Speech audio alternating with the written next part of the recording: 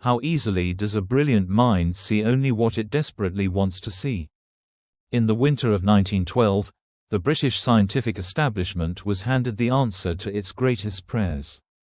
In a gravel pit near Piltdown, Sussex, amateur archaeologist Charles Dawson claimed to have found the ultimate prize.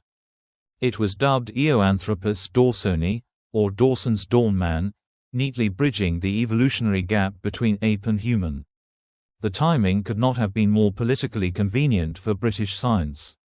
France, Germany, and Asia were unearthing genuine Neanderthals and Homo erectus fossils, leaving Britain empty-handed in the race for human origins. National pride demanded that the first Englishman should also be the first true human.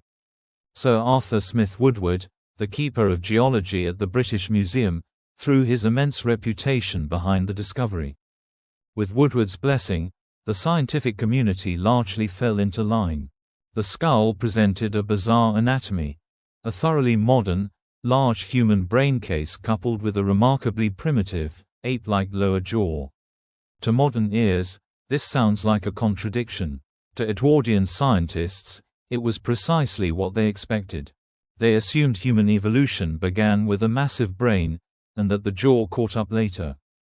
Over the next 4 decades, over 250 doctoral theses and academic books were written about the Piltdown Man. Dissenting voices did exist, mostly from foreign anatomists who pointed out that the jaw and skull simply didn't fit together. They were summarily dismissed as foreign skeptics or victims of professional jealousy. Decades passed. Techniques in paleontology advanced, yet the Piltdown skull remained locked away in a museum safe, largely shielded from rigorous re-examination.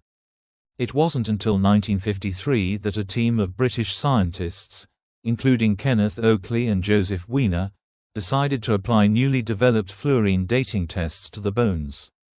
The results were immediate, undeniable, and deeply embarrassing. The skull fragments were indeed ancient human bones, but the jaw belonged to a modern orangutan. Worse still, the teeth had been deliberately filed down by hand to mimic human wear patterns. And the dark, fossilized color. It was nothing more than a cheap coat of iron paint and potassium dichromate. The missing link was entirely a fabricated hoax. The revelation sent shockwaves through the global scientific community. Comment below what you think drove a respected professional to pull off such an elaborate and audacious deception.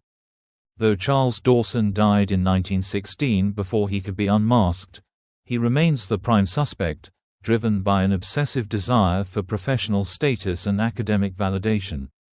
Yet the true story of Piltdown is not really about Dawson's cunning. It is a masterclass in confirmation bias on an institutional scale. Confirmation bias is the psychological phenomenon where we actively search for, interpret, and remember information in a way that confirms our pre-existing beliefs. When experts possess high status and deeply entrenched theories, their minds build robust psychological anchors. These anchors do not protect truth. They protect ego and institutional authority. The more credentialed the observer, the more sophisticated their capacity to rationalize away inconvenient anomalies. The Piltdown scientists saw what they wanted to see because the fake bone validated their national identity and academic assumptions. It offered a flattering mirror to their worldview. Today, we like to believe that modern science is immune to such egregious blind spots. We have peer review, double-blind studies, and advanced digital analytics. Yet human psychology remains remarkably unchanged. The danger is never just the fraudster who manufactures a lie. The true danger is an audience ready and willing to applaud it.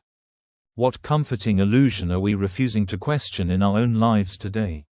If you enjoy uncovering the hidden mechanics of human belief, subscribe for more deep dives into history's most fascinating blind spots.